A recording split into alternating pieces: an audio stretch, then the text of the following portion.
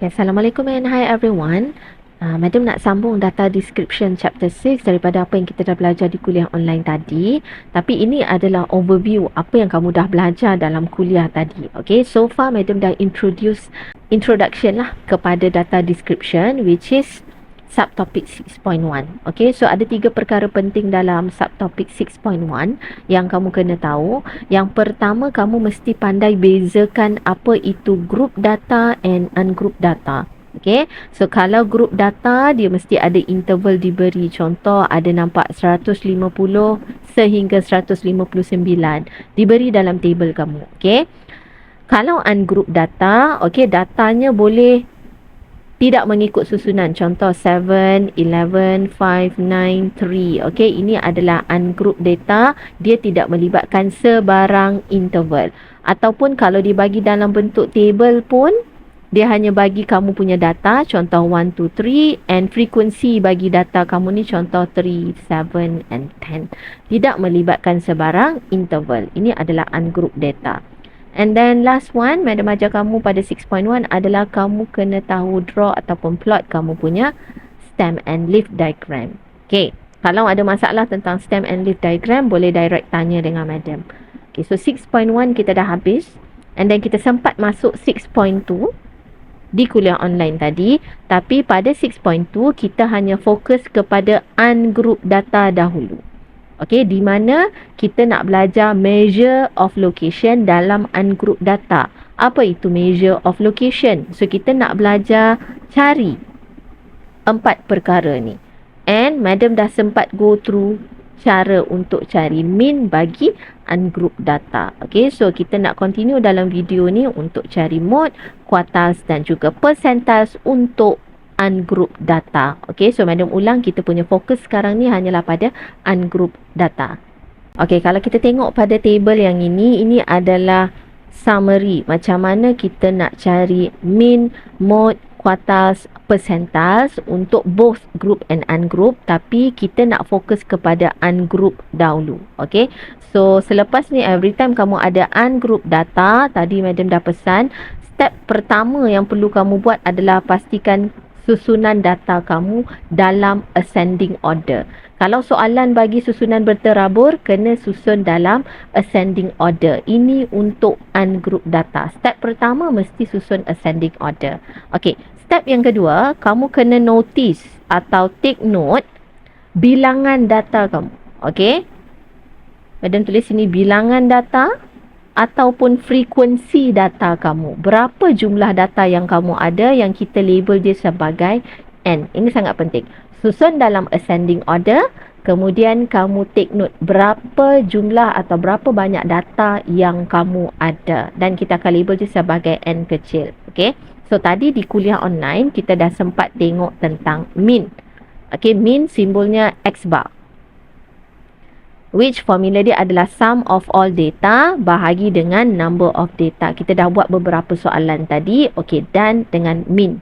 Okey, next measure yang kita nak belajar cari adalah kita nak cari mode untuk ungroup data. Okey, apa maksud mode? Mode adalah value that occurs the most frequent in the set of data. Okey, so senang kata mode ni adalah satu nilai yang dia kerap kali muncul dalam data kamu atau bilangan dia paling banyak dalam data kamu. Okey, boleh buat remark dekat sini. Mode adalah data that has highest frequency.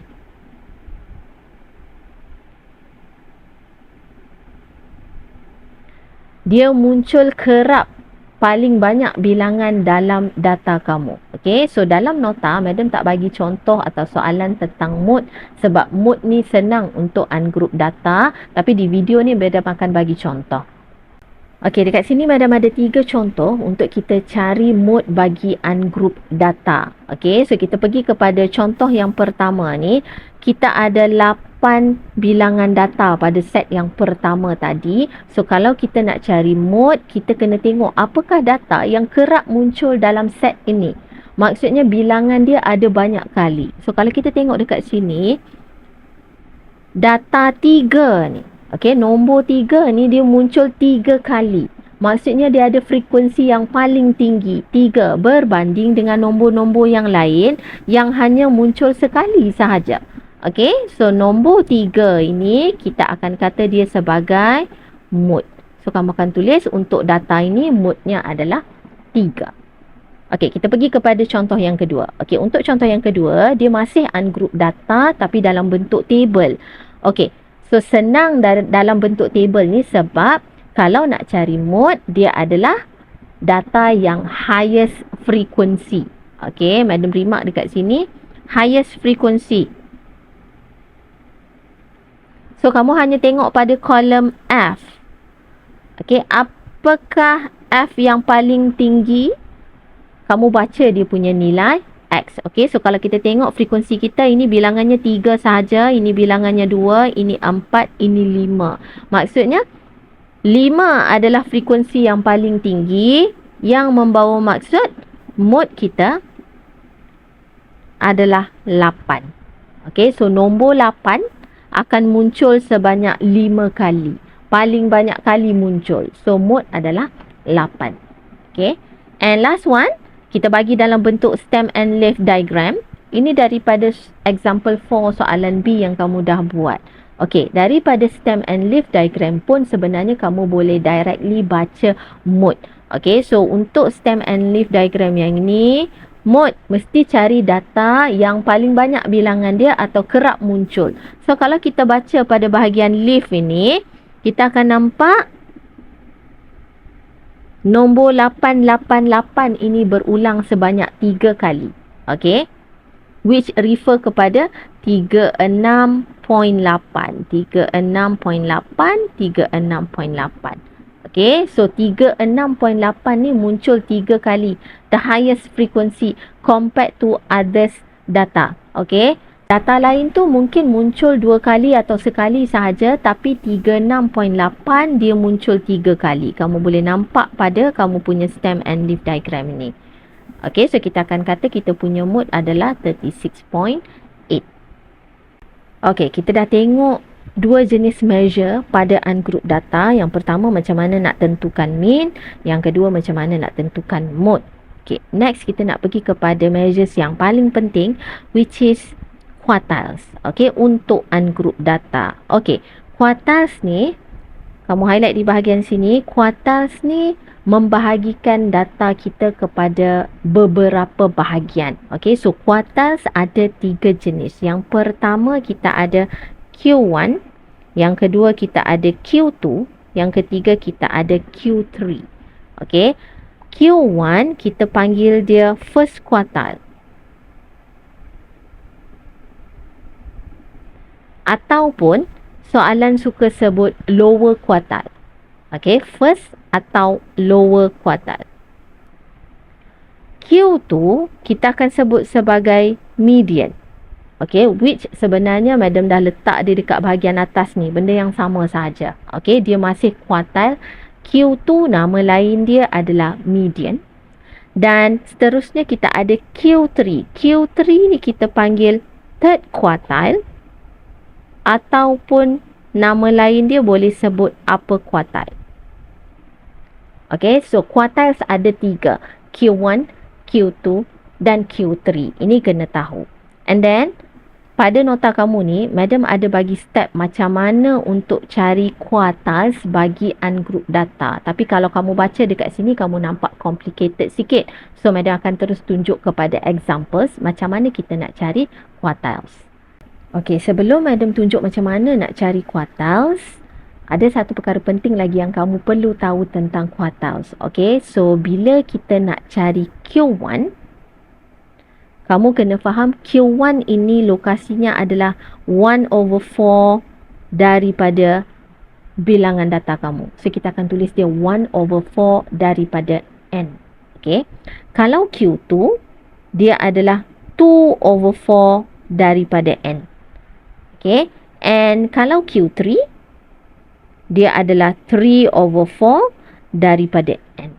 Okay, so apa yang quartiles buat adalah dia membahagi data kamu kepada 4 bahagian, which madam akan explain dalam kelas nanti. Tapi at this moment kamu just faham kalau cari Q1, dia adalah 1/4 daripada keseluruhan data times N. Q2, 2/4 times N. And Q3 dia adalah 3/4 times N. Okay, untuk Q2 ini nama lain dia adalah median. Okay, untuk median 2/4. Kita boleh simplify fraction ni tinggal 1/2. Okay, so biasa orang tak guna 2/4. Orang akan guna 1/2 daripada N. Okay, so figure ini kamu kena hafal dan tahu. Q1, 1/4 of your data. Q2, half of your data. Median, tengah-tengah, so dia half. Q3 adalah 3/4 daripada data kamu. Okey, kita pergi kepada example 6. Arahan soalan adalah find the median. Okey, so kalau median dia adalah Q2, kamu mencari quartiles yang kedua. Okey, so cara yang ada nak tunjuk ni akan apply sama sahaja untuk sama ada kamu cari Q1, Q2 atau Q3. Any quartiles akan pakai method yang sama untuk ungroup data. Okey, so madam akan pergi kepada soalan A dahulu. So, ini adalah soalan A. Okey, ini adalah ungroup data. So, step pertama untuk ungroup data, madam kata wajib kamu pastikan susunan dalam ascending order. So, kalau kita tengok set data kita ni, dia dah memang dalam susunan yang menaik. So, kita tak perlu susun lagi. And then step yang kedua, kita kena kenal pasti berapakah jumlah data yang kita ada. N equals to berapa. Okay, so untuk soalan A ni, kalau kita kira data kita 1, 2, 3, 4, 5, 6, 7. So, kamu tulis. Lebih baik kamu tulis. N adalah 7. So, data kita ada 7. Baru kamu boleh mulakan proses macam mana nak cari quartiles. Okay, so untuk soalan ni kita nak Q2. Okay, the first thing yang kamu akan buat adalah kamu nak cari location untuk Q2 dahulu. Location, tolong tulis. Saya mencari lokasi bagi Q2. Bukan cari Q2 lagi. Lokasi sahaja dulu. Okay, so madam nak kamu tulis macam ni. Q2 double dot. Okay, untuk cari Q2, tadi madam dah explain, Q2 dia adalah half daripada N. Separuh daripada N. Di tengah-tengah. Okay, median. So, dia half. 1/2 daripada N. So, kamu tolong kira. Kalau 1/2 daripada N, N kita 7. Okay. N adalah 7. So, tekan kalkulator, kamu akan dapat 3.5. Tapi bear in mind, 3.5 ini bukan kamu punya nilai Q2. Okay, 3.5 ini adalah location. So, madam lebih suka kamu tulis 3.5 ada TH dekat atas menandakan position. Okay, kedudukan 3.5. Okay, sampai sini, dengar betul-betul apa madam nak cakap. Apabila kamu kira mana-mana quartile, sama ada Q1, Q2 atau Q3, step location ini sangat penting. Okay, maksud madam, bila kamu kira location, half N ataupun Q1 1/4 daripada N ataupun Q3 3/4 daripada N. Benda yang kamu nak look up adalah yang sini. Okay, apa yang kamu jumpa? Okay, location kamu boleh ada dua. Sama ada kamu jumpa whole number, nombor bulat, ataupun kamu jumpa dia dalam bentuk decimal. Okay, so dekat sini kita punya Q2 punya location adalah point 3.5 dalam point. Okay, so kalau dalam point, apa yang kamu nak buat bila cari Q2?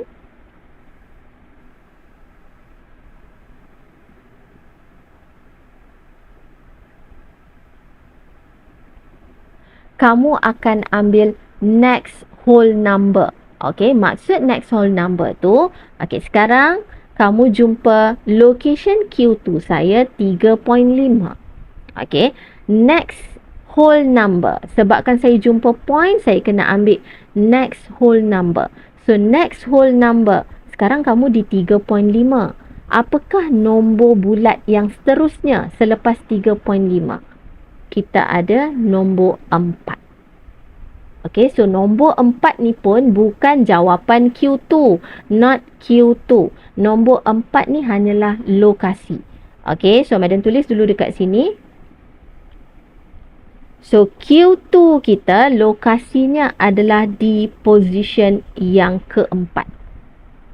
Okay, so step dia madam ulang nak cari location Q2. Madam tulis double dot, bukan equal. Half daripada N. So, kita akan half times 7. Dapat lokasi. First time kamu jumpa lokasi ni, kamu kena check. Dia whole ke dia point? So, sekarang contoh soalan ni, dia adalah point. 3.5 adalah point. Bila point, kamu terus ambil next whole number. So, selepas 3.5, nombor bulat yang seterusnya adalah 4.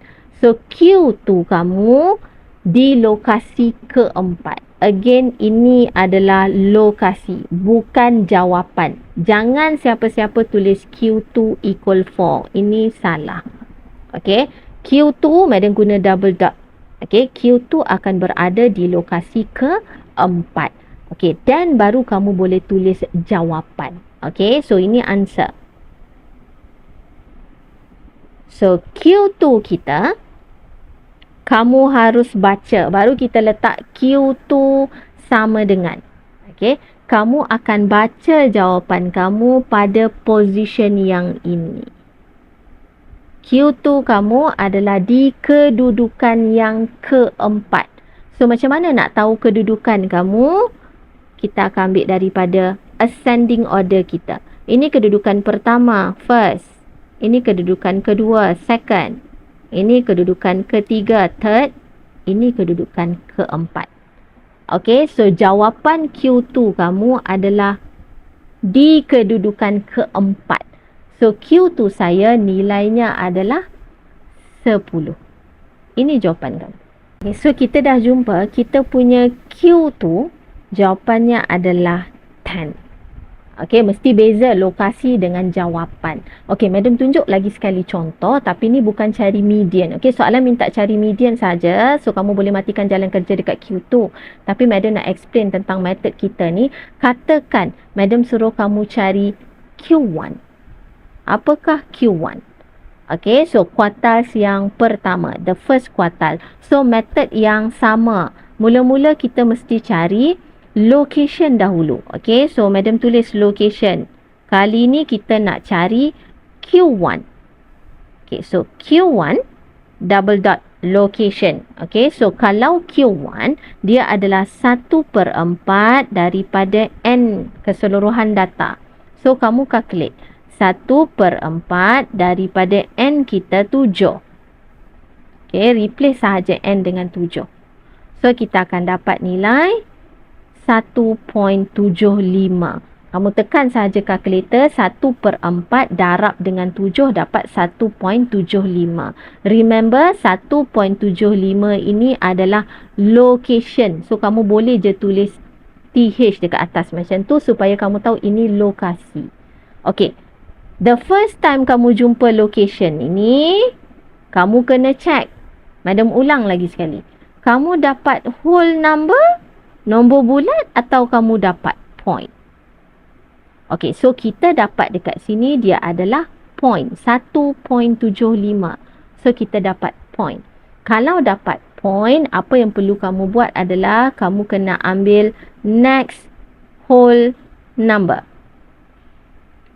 Okey, so daripada point 1.75, kamu nak ambil nombor bulat yang seterusnya selepas 1.75. Okey, kita ada 1.75. Whole number yang seterusnya, nombor bulat yang seterusnya. 1.75. Nombor bulat yang seterusnya adalah 2. Terus ambil nombor bulat yang seterusnya. Okey. So, location kita untuk Q1, dia sebenarnya adalah the next whole number after 1.75, which is di kedudukan yang kedua. Second. Okey. So, boleh nampak dia punya cara atau method. Bila kamu cari location, dapat point. So, kalau dapat point, ambil the next whole number. Okay, madam ulang lagi sekali. Kamu cari location, dapat point. Ambil the next whole number. Okay, tapi ni belum jawapan kita lagi. So, answer kita adalah,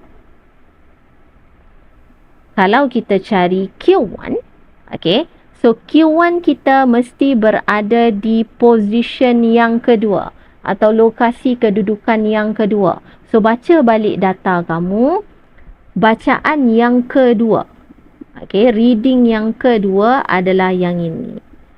So, jawapan kamu adalah 7 ini. Okay, so Q1 kita adalah 7. Ini baru kamu punya final answer. Okay, so madam dah tunjuk macam mana cari Q1, Q2. Okay, kalau kita nak proceed lagi cari Q3, madam ajar terus cari ke semua quartile. Okay, now kita proceed cari Q3. Okay, kalau nak cari Q3 untuk ungroup data, so sama saja method, kita cari location dahulu. Okay, kalau Q3, dia adalah 3/4 daripada keseluruhan data kamu. So, kita ada 3/4 daripada N kita 7. Okay, so kalau kamu tekan calculator, kamu akan dapat nilai 5.25. Okay, remember, 5.25 bukan jawapan, dia adalah location. So, lebih baik kalau kamu letak TH dekat atas menandakan dia lokasi. So, bila kamu kira location, the first time kamu kira location ini, kamu kena check apa hasil location yang saya dapat. Saya dapat whole number ataupun saya dapat point. So, untuk soalan A ini, Q3 atau third quartile, kamu dapat location dia masih point. So, kalau point, kita akan ambil next whole number. Okay. So, sebenarnya lokasi untuk Q3 adalah next whole number after 5.25. Nombor bulat yang seterusnya selepas 5.25 adalah 6. Okay, nombor bulat yang seterusnya. So, dia adalah 6. 6 ini adalah position, bukan jawapan lagi. Okay, so madam ulang cara dia. Cari lokasi, check dapat point atau whole number. So, saya dapat point. Disebabkan point, saya kena ambil the next whole number, which is nombor 6. Daripada 5.25, kita ambil nombor 6. Okay. So, dah dapat location di kedudukan ke-6. Barulah kamu baca pada kamu punya data. Okay. So, madam sambung sikit kita punya reading. Ini adalah bacaan yang ke-5. Ini adalah bacaan yang ke-6. Okay. So, yang kita nak adalah bacaan yang ke-6. So, bacaan yang ke-6 adalah jawapan Q3 kita. So, Q3 kalau kamu tengok untuk answer, Q3 kita adalah equals to bacaan yang ke-6. Okay. Jawapan yang bawah ni, data kamu, which is 20. Okay, so contoh soalan A ni adalah contoh bila kamu cari lokasi, kamu dapat point. Okay, so kamu akan terus ambil reading the next whole number, baru baca jawapan. Okay, now madam nak tunjuk untuk soalan B pula. Okay, kalau untuk soalan B, again masih ungroup data. Okay, yang pertama kita mesti pastikan kita punya data dalam ascending order. Okay, so kalau kita semak kita punya data ni, dia memang dah dalam urutan menaik. So, kita tak perlu ubah. Okay, jadi ascending order done.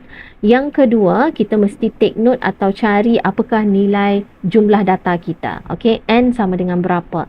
So, kalau soalan B ni, 1, 2, 3, 4, 5, 6, 7, 8. So, data kita ada 8. So, kamu tulis N adalah 8. Now, kita mulakan soalan dengan mencari Q2, median. Okay, so untuk cari median atau Q2, kita mesti detect di mana location dahulu. Sama saja step macam tadi. Okay, Q2. Q2 dia adalah half daripada N.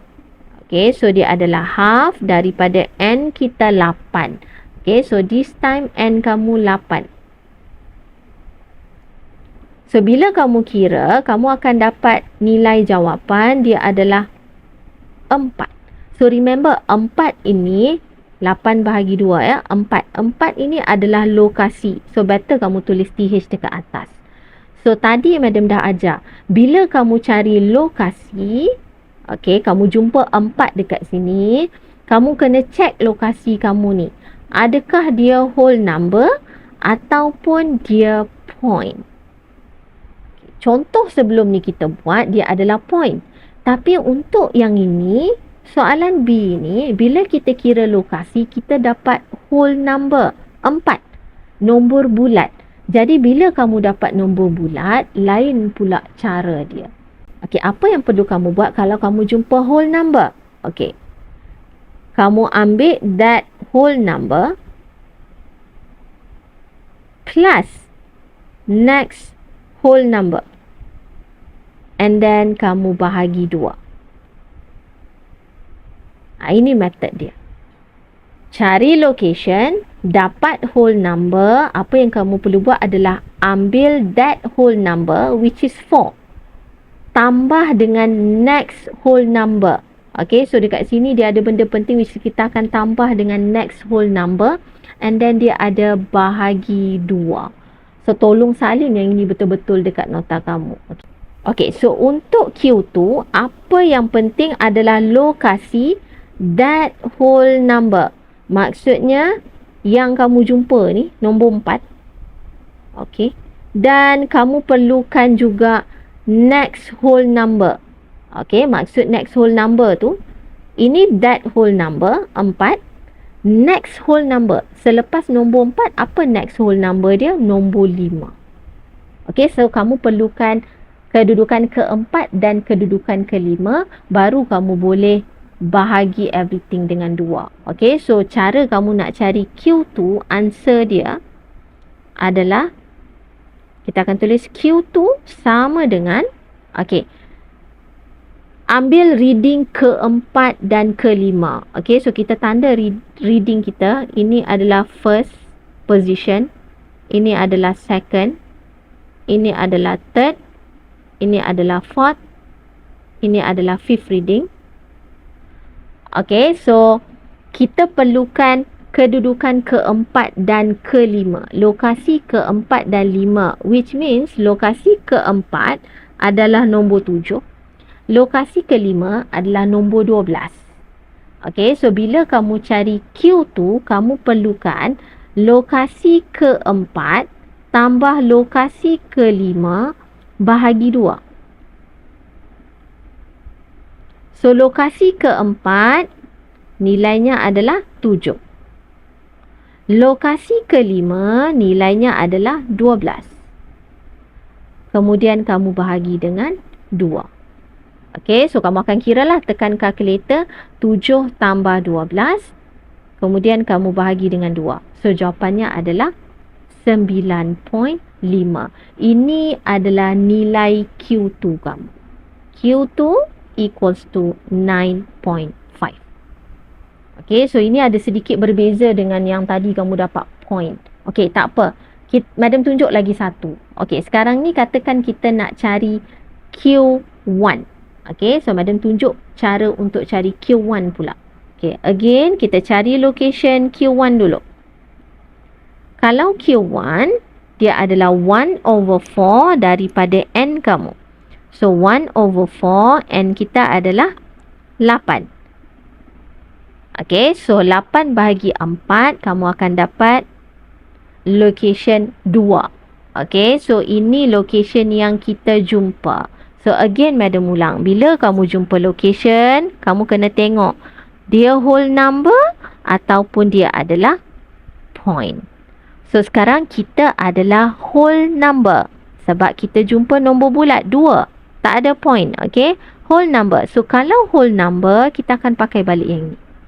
Apa yang kamu perlukan? That whole number